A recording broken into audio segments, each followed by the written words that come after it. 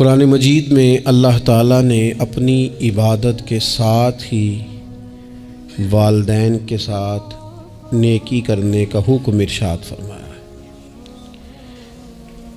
کئی جگہوں پہ قرآن مجید میں ارشاد فرمایا، سورہ بقرہ میں پہلے پارے میں فرمایا اللہ کے علاوہ کسی کی عبادت نہ کرو اور اپنے والدین کے ساتھ احسان کرو۔ والدین انسان کے لیے کتنا بڑا درجہ رکھتے ہیں، کیا ان کے ساتھ تعلق رکھنا، ان کی خدمت کرنا، ان کے ساتھ اچھے طریقے سے پیش آنا یہ ایک معاشرتی ضرورت ہے؟ کیا یہ ایک خاندانی تقاضا ہے یا اچھے اخلاق والے ہونے کی علامت ہے؟ نہیں، بلکہ یہ ایک دینی، روحانی اور ایمانی ضرورت ہے۔ کیوں کہ نبی اکرم نور مجسم صلی اللہ تعالیٰ علیہ وسلم سے جب پوچھا گیا تھا کہ یا رسول اللہ صلی اللہ تعالیٰ علیہ وسلم، ماں باپ کیا ہیں، ماں باپ کے بارے میں کچھ فرمائیے، تو حضور نے فرمایا تمہاری جنت بھی ہیں اور تمہارے لیے دوزخ بھی ہیں۔ اگر تم ان کے حقوق اچھے طریقے سے ادا کرنے میں کامیاب ہو جاتے ہو، اگر تم ان کے ساتھ اخلاق عالیہ کا رویہ رکھنے میں کامیاب ہو جاتے ہو، اگر تم ان کے ساتھ محبت کا سلوک کرتے ہو، ان کو خوش کرنے میں کامیاب ہو جاتے ہو، شریعت اسلامیہ نے جو ان کے حقوق متعین کیے اگر وہ تم ادا کر لیتے ہو تو تمہارے لیے جنت ہے، اور اگر تم ان حقوق کو ادا کرنے میں ناکام رہتے ہو تو پھر تمہارے لیے دوزخ ہے۔ تو یہ ایک دینی، روحانی، ایمانی ضرورت ہے، اس کا ہمیں احساس ہونا چاہیے۔ ظاہر ہے ہم انسان ہیں اور والدین بھی انسان ہیں، ایسا نہیں ہو سکتا کہ ان کا رویہ ہمیشہ ہی ٹھیک ہو۔ یہ کیسے ممکن ہے کہ وہ کبھی خطا نہ کریں؟ یہ کیسے ہو سکتا ہے کہ کبھی ان کے رویے میں ترش روئی نہ آئے، وہ کبھی تلخ نہ بولیں؟ یہ بھی بہت ساری جگہوں پہ دیکھا گیا ہے، اور یہ 100% حقیقت ہے کہ بعض مقامات پر والدین انصاف بھی نہیں کر پاتے۔ لیکن ایک مسلمان بیٹے کو کیا حکم دیا گیا ہے، اور اس سے شریعت نے یہ مطالبہ کیا ہے کہ والدین کا جو معاملہ ہے، ان کا جو رویہ ہے، اس کے لیے وہ رب کی بارگاہ میں جواب دہ ہیں۔ ساری عدالتیں دنیا میں تو نہیں نہ لگنی، ایک عدالت صبح قیامت بھی تو قائم ہوگی۔ اگر وہ کہیں کسی مقام پر، کہیں جگہ پر وہ کسی غلطی کا شکار ہیں تو عند اللہ جواب دیں گے۔ ہم کیا کریں؟ تو حضور علیہ الصلوۃ والسلام نے فرمایا اگر تمہارے ماں باپ تم پر ظلم بھی کریں تو تم نے پھر بھی نیکی کرنی ہے۔ تمہارے رویے سے خیر ہی پھوٹنی چاہیے، تمہارے لب و لہجے سے ان کے لیے ہمیشہ خوبصورت رائے کا اظہار ہی ہونا چاہیے، تمہارے بازو ان کے لیے ہمیشہ کھلے رہنے چاہیے، اور تمہیں ان کے معاملے میں ہمیشہ اپنے رب کو جواب دینے کا تصور قائم رکھنا چاہیے، تمہارے اندر کہیں کمزوری نہ آئے۔ میں بڑی دیر سے اپنے دوستوں کی توجہ اس بات کی طرف مبذول کرا رہا ہوں کہ انسان کے ساتھ ہی ساری چیزیں رہتی ہیں، بیماریاں بھی، پریشانیاں بھی، کاروبار کا اتار چڑھاؤ بھی۔ انسان کے ساتھ دوستوں کی کبھی وفاداری، کبھی بے وفائی، کبھی بچوں کے مسائل، کبھی دیگر رشتہ داروں کے مسائل۔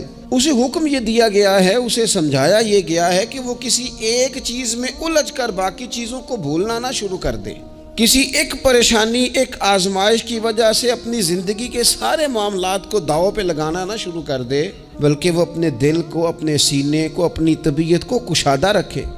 یہی معاملہ ماں باپ کے تعلق سے ہوتا ہے۔ ہم نہ ذرا دیگر کاموں میں بعض اوقات اس طرح کو الجھتے ہیں کہ اپنی اس اہم ذمہ داری سے ہم نظریں ہٹا لیتے ہیں۔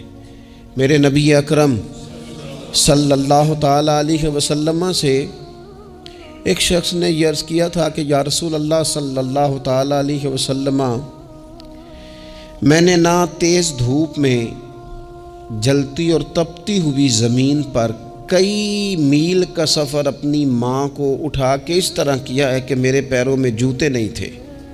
اس پوری بات کو پھر سے آپ سمجھے بھلا میں نے کیا کہا۔ یعنی گرم زمین پر گرمیوں میں چلنا ایک انتہائی مشکل کام ہے، اور پھر گرمی اگر عرب شریف کی ہو اور صحرائی علاقہ ہو، اور پھر آپ نے ایک شخص کو بھی کندھوں پر اٹھایا ہوا ہو۔ یا رسول اللہ صلی اللہ تعالیٰ علیہ وسلم، گرم موسم میں گرم ریت پر ننگے پاؤں ماں کو اٹھا کر میں نے میلوں کا سفر کیا۔ خدا را میری بات کو تقریر نہ سمجھنا، یہ ایک غلام نے اپنے نبی سے سوال کیا ہے۔ اس سوال کی لذت کو محسوس کریں اور پھر جواب کا حسن ملاحظہ کریں۔ عرض کی حضور، بڑا میں نے سنا ہے کہ ماں باپ کی خدمت کا حق ادا کرنا چاہیے، تو وہ میں کوئی حق ادا کر سکا ہوں، کوئی خدمت کر سکا ہوں؟ اس نے کہا میں نے میلوں ننگے پاؤں تپتی زمین پر صحرا میں سفر کیا ہے۔ تو محبوب کریم نے بھی اسے سبق یاد کرایا۔ اس نے اپنی طرف سے خدمت بتائی تھی تو حضور نے ماں کی شفقت بتائی۔ فرمایا جب تو پیدا ہوا تھا تو تیری ماں کو درد کے جھٹکے آئے تھے، وہ جو جھٹکے آئے تھے نا، ان جھٹکوں میں سے اب یہ ایک جھٹکے کا بھی تو حق ادا نہیں کر سکا۔ وہ جو درد کے جھٹکے تھے، وہ جو تکلیف تھی، کتنی مائیں دوران زچ کی دنیا سے چلی جاتی ہیں۔ وہ بیٹا پیدا کر گئی، خود رخصت ہو گئی، وہ جان پر کھیل گئی، لیکن ایک زندگی دنیا میں چھوڑ گئی۔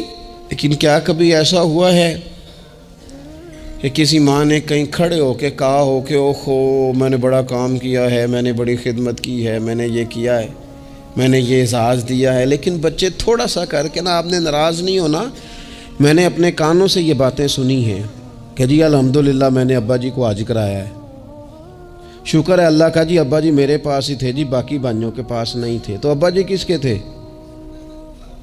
پڑوسی نے حج کرانا تھا، آپ کے پاس تھے نا، تو آپ کے والد ہی تھے نا۔ آپ نے یہ 20 مرتبہ بتایا ہے کہ والد کی میں خدمت کرتا ہوں، میرے پاس رہتا، یہ بھی بتاؤ کہ ابا نے مجھے حصہ کتنا دیا ہے۔ ساتھ یہ بھی بیان کرو کہ صرف ابا ہی میرے پاس نہیں رہتا، میں نے بھی ساری زندگی باپ کے پاس ہی گزاری ہے۔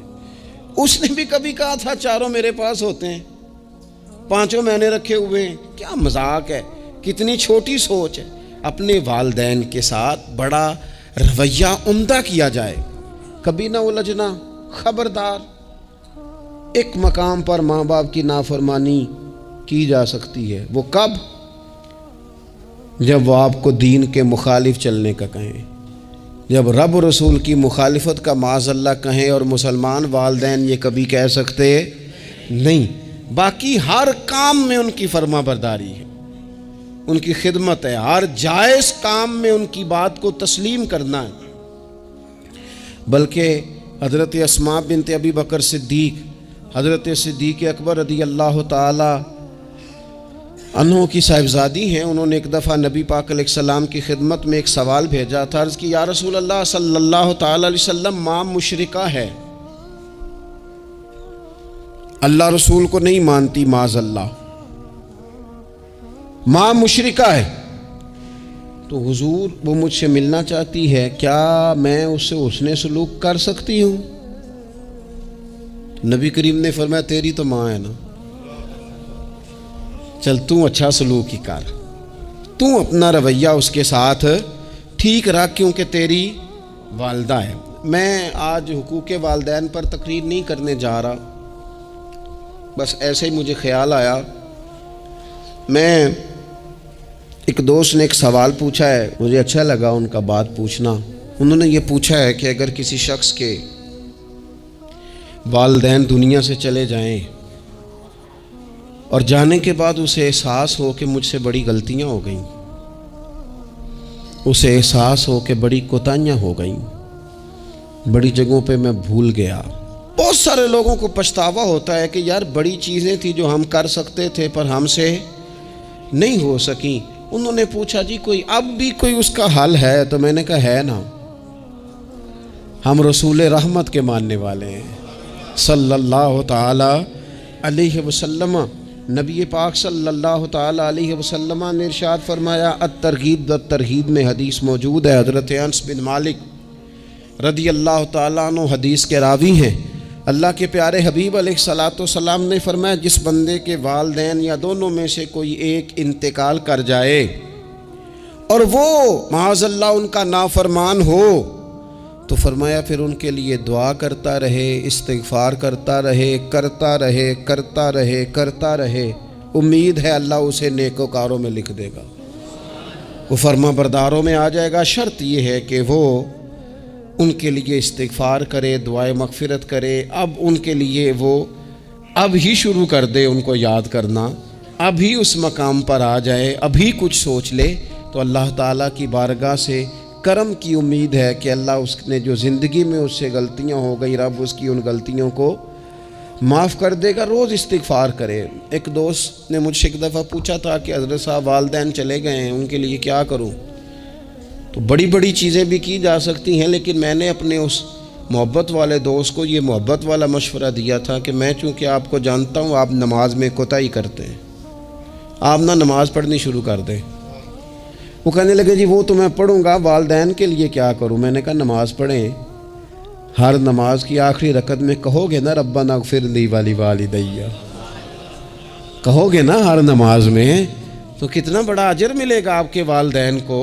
اور پھر وہ سارا اسلوب کہ پہلے آپ نے قیام کیا، پھر آپ نے رکوع کیا، پھر آپ نے سجدہ کیا، پھر آپ اتحیات میں بیٹھے، پہلے آپ نے اللہ کی بارگاہ کے اندر اس کی عبادت کرنے کا دھم بھرا، پھر اس کی وحدانیت کی شہادت دی، پھر اس کے محبوب پر درود پڑھا، اتنے سارے کام کر کے اب آپ نے آخر میں کہا ربنا اغفر لی والدیّ، یا اللہ مجھے بخش دے اور میرے والدین کو بخش دے۔ تو بتائیے اللہ کتنا کرم فرمائے گا۔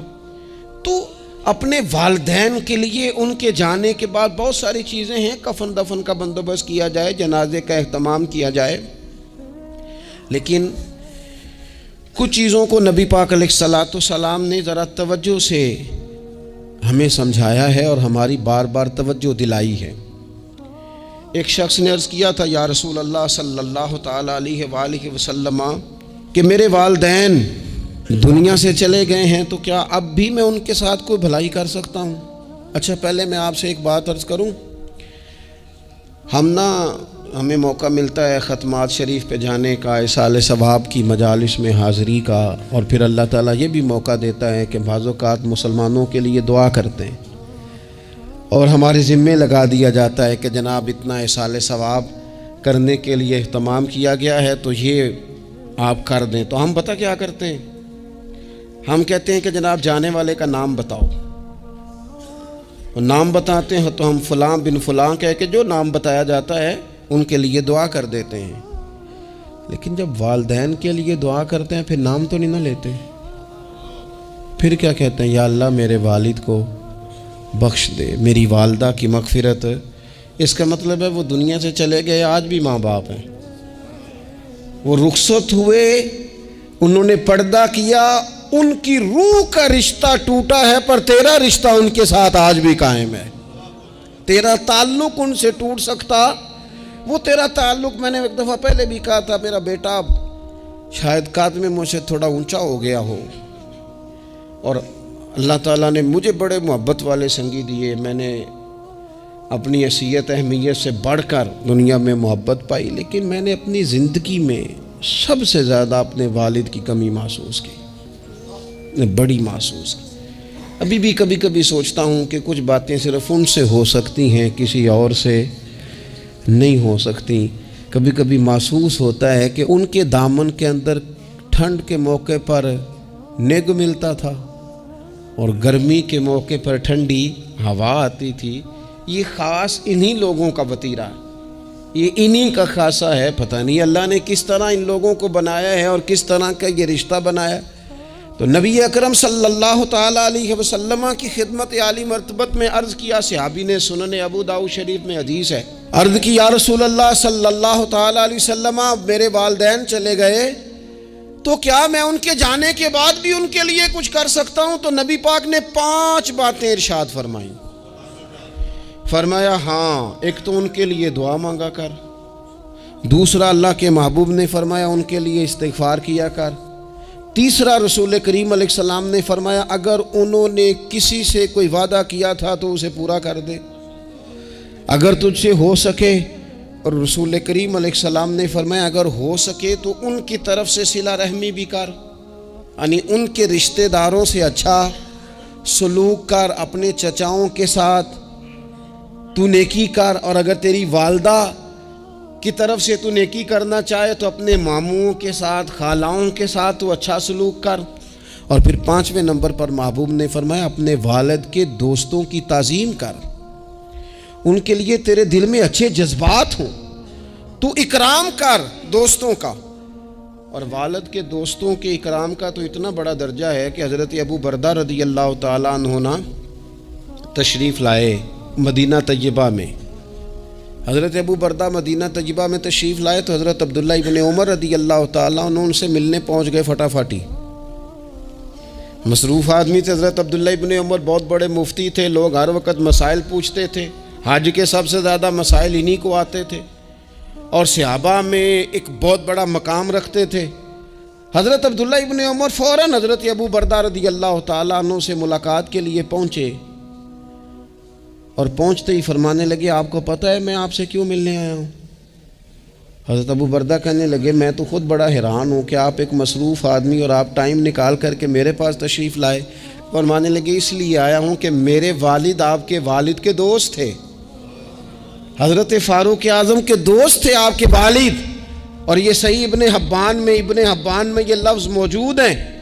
حضرت سیدنا عبداللہ ابن عمر رضی اللہ تعالیٰ عنہ فرمانے لگے نبی پاک علیہ السلام نے فرمایا ہے کہ جو اپنے والد کی قبر میں ان سے اچھا سلوک کرنا چاہے وہ والد کے دوستوں کے ساتھ اچھا سلوک کرے، وہ اس رویے کو، اس محبت کو قائم کرے، اس چیز پر خاص اہتمام کرے، خاص ذوق دے.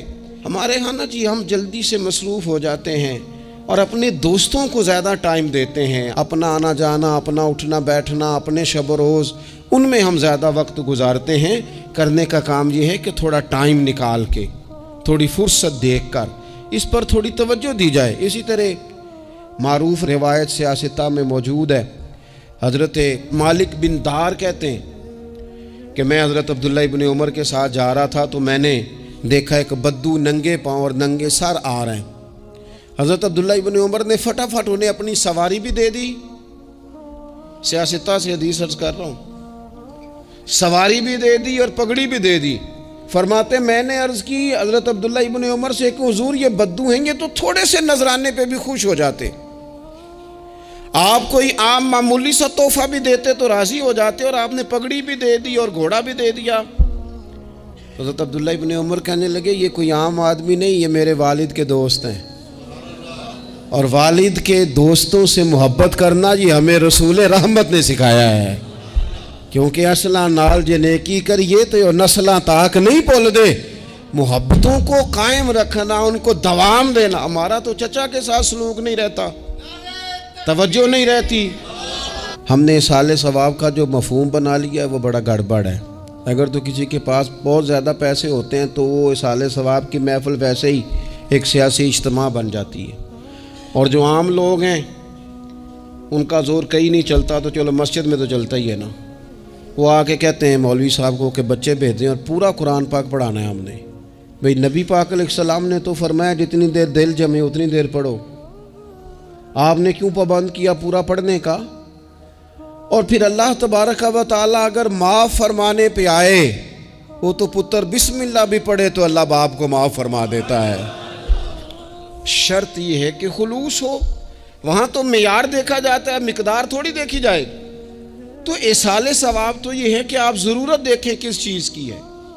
ہمارے ہاں منوں کے حساب سے کھانے پک جاتے ہیں، بڑی بڑی لمبی دعوتیں ہوتی ہیں، بڑا کچھ ہوتا ہے، لیکن جو ضرورت ہوتی ہے، ضرورت کو ہم نہیں دیکھتے. اگر آپ کوئی اور کام ضرورت کا کرا دے نا، کروڑوں روپیہ آپ نے لگا دیا، ختمات پہ اور فلاں پہ، اور جس قبرستان میں آپ نے والد کو دفن کیا اس میں تو غریبوں کے لیے مزید جگہ ہی نہیں دفن کرنے کی، تو یہ اچھا اصال ثواب نہیں تھا کہ قبرستان کی جگہ بڑھائی جاتی؟ یہ اچھا اصال ثواب نہیں تھا کہ مسجد کا ماحول دیکھا جاتا، علاقے کے غرباء پر نظر کی جاتی؟ وہ لوگ جو بیچارے قرض کے نیچے آ کے پوری طرح دب گئے ہیں، نفسیاتی مریض ہو گئے، ان غریبوں کو دیکھا جاتا؟ یہ اصال ثواب نہیں تھا؟ آپ دیکھیے حضرت سعد رضی اللہ تعالیٰ عنہ نے حضور کی بارگاہ میں عرض کی، یا رسول اللہ صلی اللہ تعالیٰ علیہ وآلہ وسلم، میری ماں ایک غلام آزاد کرنا چاہتی تھی، اگر میں ان کی طرف سے وہ غلام آزاد کر دوں؟ موطا امام مالک میں روایت موجود ہے، اب غلام آزاد جب آپ کر دیتے تھے نا، آج کل تو غلام بکتے نہیں، لیکن ایک قسم غلامی کی آج بھی ہے، بتا دوں آپ کو، وہ جو بندہ ایڈوانس نہیں لے لیتا بیچارہ 4 لاکھ روپیہ، پھر اس کو تنخواہ بھی پوری نہیں ملتی، پھر اس کی جان بھی نہیں چھوٹتی، وہ کہیں اور جا بھی نہیں سکتا۔ بھئی آپ ایڈوانس دیں گے کسی کو، اس کو خرید تو نہیں نہ لیں گے، اس کی مجبوری تو نہیں نہ خریدیں گے، اللہ کو ناراض تو نہیں نہ کر لیں گے۔ آپ ایڈوانس دیں لیکن پھر اسے تنخواہ بھی تو اتنی دیں جتنی معاشرے میں روٹین سے ہوتی ہے۔ یا رسول اللہ اگر میں غلام آزاد کر دوں اپنی ماں کی طرف سے، چل تو بھی کسی کو ایڈوانس معاف کر دے ماں باپ کی طرف سے، چل تو بھی کسی کو چھوڑ دے قرضہ ماں باپ کی طرف سے، چھوڑ دے، کچھ نہیں ہوتا۔ رسول کریم علیہ السلام کی بارگاہ میں عرض کی حضرت سعد نے، یا رسول اللہ صلی اللہ تعالی علیہ وسلم، اگر میں اماں کی طرف سے غلام آزاد کروں تو ماں کو ثواب ملے گا؟ حضور نے فرمایا کرنا، ملے گا نا تیری ماں کو ثواب، کرنا تم یہ اصال ثواب، یہ والا اصال ثواب کرنا۔ حضرت سعد رضی اللہ تعالیٰ عنہ نے ایک مقام پر یہ بھی عرض کیا تھا، ابو داؤد شریف میں موجود ہے کہ یا رسول اللہ صلی اللہ تعالیٰ علیہ وسلم، میری ماں کا انتقال ہو گیا، ان کی طرف سے کچھ کرنا چاہتا ہوں، کیا کروں؟ میں آپ سے عرض کرتا ہوں نا، تنقید کرنا تو آسان کام ہے، تو بنائے نا کسی مدرسے میں کمرہ جہاں طالب علم پڑھیں، والدین کی طرف سے بنائیں، جا کے دیکھو نا، یہ بات کرنا تو آسان ہے کہ ہسپتالوں میں ایک ایک بیڈ پہ 4 لوگ پڑے ہیں، تو آپ اپنے والد صاحب کی طرف سے ہسپتال میں 2 کمرے بنوا دینا، آپ کو 20 بیڈ پہنچا دینا، آپ جا کے بات کریں کسی ٹرسٹ والے سے اور کسی سرکاری ہاسپٹل والے سے کہ لائنوں میں لگے ہوئے ہیں لوگ، ہارٹ کا پیشنٹ جو بیچارہ قریب ہو جاتا ہے موت کے اور اس کا ٹیسٹ ہی نہیں ہو پاتا، مشینیں نہیں چلتی، تو آگے بڑھے نا۔ کیا یہ کام نہیں ہے دور بیٹھ کر تنقید کر دینا اور تھوڑی دیر تبصروں کا مزہ لے کے چپ کر دینا؟ یہ تو کوئی بھی کر لے گا، لیکن عملی اقدام کس نے کرنا ہے؟ حضرت سعد نے عرض کی، حضور اماں چلی گئی ہے، ان کے لیے کیا کروں؟ تو شارحین حدیث کہتے ہیں شاید میٹھے پانی کے کنووں کی بعض جگہوں پہ کمی تھی، کریم نے فرمایا پانی کا اصال ثواب کر۔ حضرت سعد نے اماں کی طرف سے پورا کنواں کھدوایا اور حضور نے نام رکھا، فرمایا یہ سعد کی ماں کے نام کا کنواں ہے، تو کر دیں اماں جی کے نام پر کوئی خیر کا کام۔ اگر اور کچھ نہ ہو سکے تو اگر گلی ہم نے تنگ کر دیا نا تو ابا جی کی طرف سے وہ کشادہ کر دیں، اس کا بھی ثواب ہوگا انشاءاللہ۔ 4 فٹ جگہ چھوڑ دیں تاکہ لوگوں کو آنے جانے میں آسانی ہو۔ جہاں جہاں آپ لوگوں کے لیے خیر کریں گے اس پہ اللہ اجر عطا کرے، تو اصال ثواب کی یہ والی صورتیں بھی اختیار کریں۔ پھر ٹائم نکال کر والدین کی قبر پر جائیں اور وہاں حاضری دیں۔ جو لوگ مزارات پر جانے کے شوقین ہیں وہ ضرور جائیں، میں بھی جاتا ہوں، اور میں آپ کو پہلے بھی کہہ چکا ہوں، میں داتا صاحب رحمۃ اللہ علیہ کبھی بھی اس طرح نہیں گیا کہ میں جلسے پہ گیا ہوں، محفل پہ گیا ہوں، کسی کام گیا ہوں تو حاضری دے لوں۔ میں سمجھتا ہوں یہ ٹھیک نہیں ہے، میں تو داتا صاحب اسپیشل جاتا ہوں، میں تو حضرت بابا صاحب بھی جب جاتا ہوں تو اسپیشل جاتا ہوں، اور میں جاتا بھی ہوں تو ان کی خدمات دینیہ کو، ان کی عظمتوں کو سلام کرنے جاتا ہوں۔ میں تو فیوزات روحانیہ کے لیے جاتا ہوں، ایز اے خاص جاتا ہوں، حاضری دیتا ہوں، یہ بڑا کمال بات ہے۔ لیکن آپ کو ایک بات عرض کروں، یہ اللہ والوں کے مزارات ہیں، ان پر ضرور جانا چاہیے، لیکن ایک بات یاد رکھنا، ہر بیٹے کے لیے اس کے باپ کی قبر مزار ہے، ہر بیٹے کے لیے اس کی ماں کی قبر مزار ہے، اس پر بھی حاضری دو۔ حاضری کا مزاج بناؤ۔ یہاں جا کر کے نا حاضری دے کے آؤ۔ میں قبرستان سے نکل رہا تھا تو ایک دوست نے مجھے کہا کہاں ہیں؟ میں نے کہا میں اپنے والد صاحب کی قبر پہ حاضری دے کے آ رہا ہوں۔ کہنے لگے ان کا مزار کہاں ہے؟ میں نے کہا وہ آپ کے لیے تو کوئی روایتی مزار نہیں ہے، وہ میرے لیے مزار ہے، کیونکہ میرے والد ہیں نا، وہ راضی ہوں گے تو رب راضی ہوگا۔ والدہ کے لیے نبی پاک نے فرمایا اس کے پیروں کے نیچے جنت ہے، تو جس کے پیروں کے نیچے تیری جنت ہے، بتاؤ اس کی قبر تیرے لیے مزار نہیں؟ اس کی قبر تیرے لیے باعث فیوز و برکات نہیں؟ تو نبی پاک صلی اللہ علیہ وسلم نے فرمایا ایک روایت میں، جو ہر جمعے والے دن اپنے والدین کی قبر پہ جائے گا، اللہ تبارک و تعالی جانے والے کی بھی بخشش فرما دے گا۔ تھوڑا سا نا مخصوص سا ٹائم نکالیں، کچھ تھوڑا سا ارادہ کریں، حاضری کا پروگرام بنائیں۔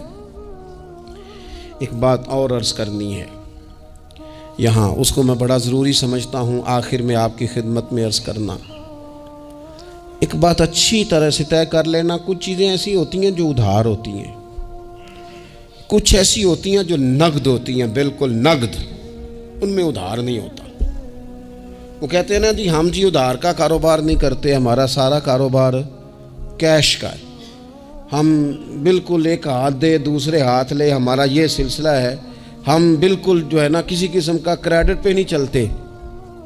میں آپ سے عرض کروں، نبی پاک علیہ السلام نے فرمایا کسی جرم کی سزا اللہ تعالیٰ دنیا میں نہیں دیتا اتنی جلدی، بہت ساری سزائیں رب نے روک دی ہیں، قیامت کو دی جائیں گی۔ اللہ تعالیٰ سب سزاؤں سے ہی ہمیں محفوظ فرمائے، لیکن فرمایا والدین کی نافرمانی ایسا جرم ہے جس کی دنیا میں بھی سزا ملتی ہے، دنیا میں یہ طے ہے۔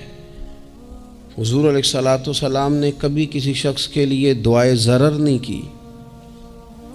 حضور نے تو کبھی یہ بھی نہیں کہا، جو پتھر مار رہے تھے کہ یہ تباہ ہو جائیں، برباد ہو جائیں، ان کی ناک خاک آلود ہو جائے، لیکن سیڑھیاں چڑھتے ہوئے جو مشہور حدیث ہے، محبوب نے آمین کہا، اور پھر حضرت جبریل نے جب 3 لوگ بتائے تو ان میں ایک بندہ وہ تھا، حضرت جبریل امین عرض کرنے لگے یا رسول اللہ صلی اللہ تعالیٰ علیہ وسلم، جس نے اپنے ماں باپ دونوں یا کسی ایک کو بڑھاپے میں پایا اور پھر ان کی خدمت کر کے جنت حاصل نہ کر سکا، اس کی ناک خاک آلود ہو جائے، تو حضور فرماتے میں نے بھی کہا آمین، ہو جائے، اسے ہو ہی جانا چاہیے، یہ شخص اس طرح کا ہے کہ اسے خاک آلود ہو ہی جانا چاہیے۔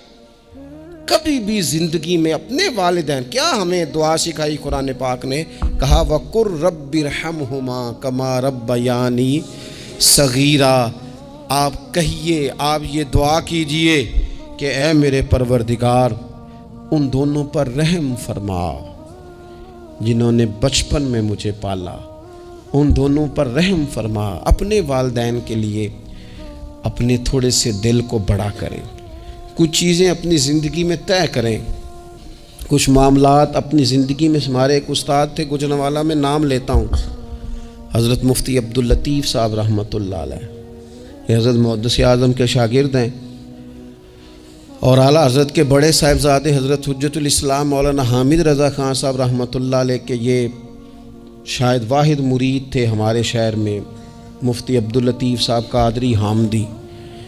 گوجرانوالہ میں شاید کوئی شخص ہو جس نے گوجرانوالہ میں پڑھا ہو تو وہ حضرت کا شاگرد یا شاگرد کا شاگرد، یہ ان کی زندگی تھی۔ ان کی والدہ کی بڑی لمبی عمر ہوئی، تو ان کے بعض کلاس فیلو نا استاد صاحب کہتے ہیں مجھے مذاق کرتے ہیں، وہ کہتے ہیں رات کو محفل پہ آنا ہے، تو استاد جی کہتے ہیں میں امی سے پوچھ کے بتاؤں گا، تو کہتے آپ کیا بات کرتے ہیں، اتنی آپ کی عمر ہو گئی، بچے آپ کے بڑے ہیں، پوتے آپ کے، پوتیاں نوازے، اور ابھی بھی امی سے۔ فرماتے اماں بوڑھی ہیں، ضعیفہ ہیں، میں نہیں نہ ہوتا تو پریشان ہو جاتی ہیں، دیر سے آتا ہوں تو سو نہیں پاتی، امی سے پوچھ کر بتاؤں گا۔ او دوستو، یہ لوگ شاید آج اسی لیے ان کے مزارات سے خوشبو زیادہ آتی ہے، شاید اسی لیے لوگ ان کا نام ممبروں پہ لیتے ہیں، جمعوں میں تذکرے کرتے ہیں، شاید اسی لیے ان کے لیے دعائیں زیادہ ہوتی ہیں، شاید اسی لیے ان کی اسناد زیادہ چلتی ہیں۔ کیا میرے رسول کریم نے فرمایا؟ हुजूर ने फरमाया सहाबा अगर मेरी वालदा मौजूद होती ना और मैं तुम्हें नमाज़ पढ़ाने आता और मैं सूरह फातिहा पढ़ लेता और मेरी माँ पर्दा सिरका के कहती बेटा ज़रा मेरी बात सुनना, तो फरमाया अल्लाह की कसम नमाज तोड़ के अपनी अम्मा की बात सुन के आता। आप मेरी बात को समझें, इस मफ़हूम को अपनी ज़िंदगी में पैदा करें और बिलखुसूस वालिदैन रुखसत हो जाएं तो फिर तो ज़्यादा हक़ बनता है कि हम थोड़ा और ज़्यादा मोहतात हो जाएं। अर्ज़ ये करना चाहता था कि जितना ज़िक्र आपके बच्चे आपके मुंह से अपने वालिदैन का सुनेंगे उतना ही वो कल आपका करेंगे। जितना वो आपके साथ आपके वालिदैन की कब्रों पे जाएंगे इतना ही कल को वो आपकी कब्र पे जाएंगे।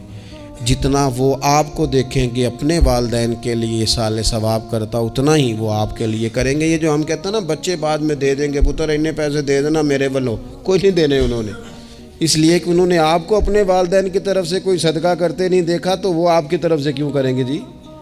ये तो रिवाज है जो आपने डालना है तो ये घर में डल जाना है। अल्लाह तबारक व तआला की बारगाह में दुआ करता हूँ अल्लाह हमें समझ नसीब करे।